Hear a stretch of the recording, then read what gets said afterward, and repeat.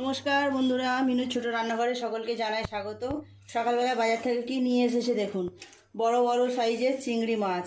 এইরকম চিংড়ি মাছের যে কোনো রেসিপি তো খুব ভালো লাগে। তো আজকে আমি বানাবো ওল চিংড়ি। এখানে ওল আলু কেটে নিয়েছি, এইভাবে ডুমো ডুমো করে ওলগুলো কেটেছি। ওল চিংড়ি খেতে তো সবাই বেশ ভালো লাগে, আর চিংড়ি মাছ দিয়ে করলে তো কোনো কথাই নেই, দারুণ স্বাদ হয়। তো চিংড়ি মাছগুলো পরিষ্কার করে নেব। ওল আলু তো কেটেই নিয়েছি, চিংড়ি মাছগুলো পরিষ্কার করে নিয়ে রান্নাটা শুরু করব। মাছগুলো পরিষ্কার করে নিয়েছি, মাছের মধ্যে নুন আর হলুদ মিশিয়ে ভেজে নেব।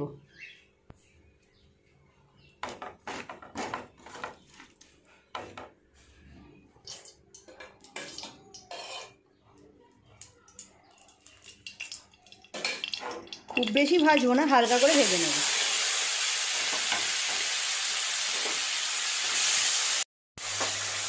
চিংড়ি মাছগুলো ভাজা হয়ে গেছে, তুলে নেব।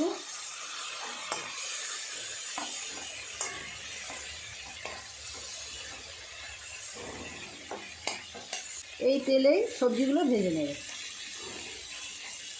আলু আর ওল।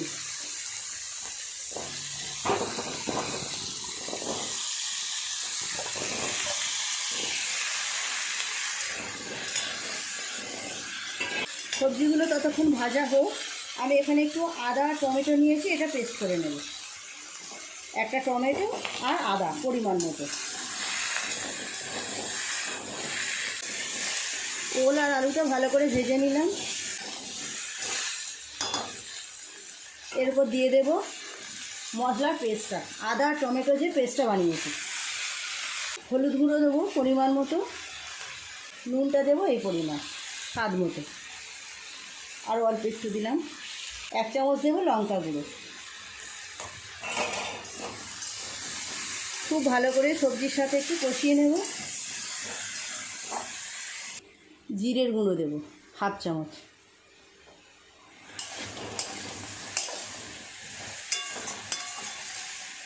ওলের যে কোনো রেসিপিই কিন্তু ভালো লাগে। আপনাদের কাছে আগেই শেয়ার করেছিলাম ওলের কোপ্তা কারি, আপনারা যারা দেখেননি প্লিজ দেখে নেবেন। অল্প একটু জল দিয়ে আর একটু ভালো করে কষিয়ে নেব। মশলার সাথে ওল আলু খুব ভালোভাবে কষিয়ে নিলাম। পরিমাণ মতো জল দিয়ে দেবো সিদ্ধ হওয়ার জন্য।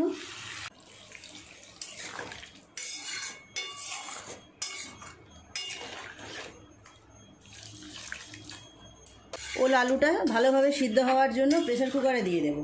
প্রেসার কুকারে দিলে তাড়াতাড়ি সিদ্ধ হয়েও যাবে আর খুব সুন্দর নরম হবে। ওলের তরকারির ওল যদি ভালোভাবে সিদ্ধ না হয়, স্বাদ কিন্তু ভালো হয় না রান্না।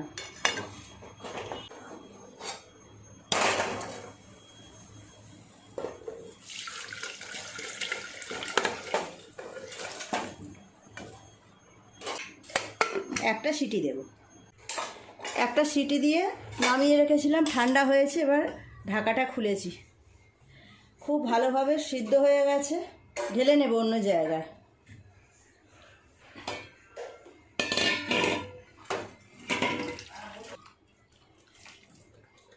আর কড়াই চাপিয়ে দিলাম, দিয়ে দেব তেল। তেলটা ভালোভাবে গরম করে নিয়েছি, দিয়ে দেব শুকনো লঙ্কা, তেজপাতা,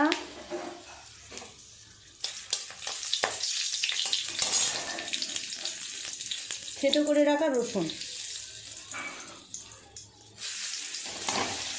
একবার এইভাবে রসুন ফোড়ন দিয়ে ওলের ডালনা করে দেখবেন, কত সুন্দর খেতে লাগে।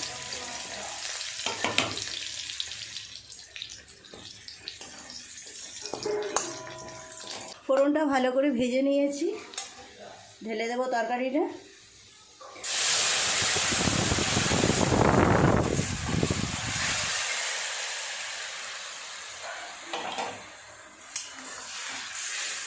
ওলগুলো খুব সুন্দরভাবে সিদ্ধ হয়েছে, কিন্তু একদম ঘেঁটে যায়নি। আস্তে আস্তে দেখতে লাগবে, কিন্তু নরম হয়ে যাবে ভালো, এটাই ভালো লাগবে খেতে। ভেজে রাখা চিংড়ি মাছগুলো দিয়ে দেব। চিংড়ি মাছ দিয়ে আরও কিছুক্ষণ ফুটিয়ে নিলাম। এবার নামিয়ে নেব, হয়ে গেছে।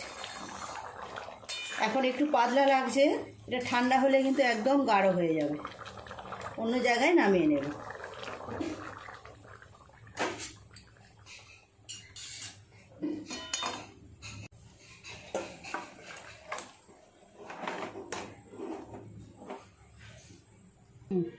কেমন দেখতে লাগছে দেখুন, ওল চিংড়ি।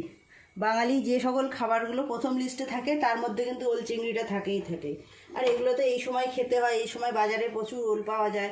এবার প্রথম থেকে রেসিপিটা দেখলেন আপনারা কিভাবে রান্না করলাম, কি কি দিয়ে রান্না করলাম। আপনারা একবার এইভাবে বানিয়ে দেখবেন, সকলের বেশ ভালো লাগবে।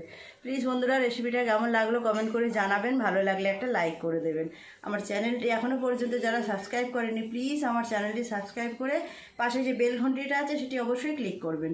তাহলে যখনই আমি এইরকম নতুন নতুন সুন্দর সুন্দর রেসিপি আপলোড করব, সবার আগে তা আপনার নোটিফিকেশনে পৌঁছে যাবে। সকলে খুব ভালো থাকবেন, দেখা হচ্ছে পরের দিন নতুন কোনো রেসিপির সাথে।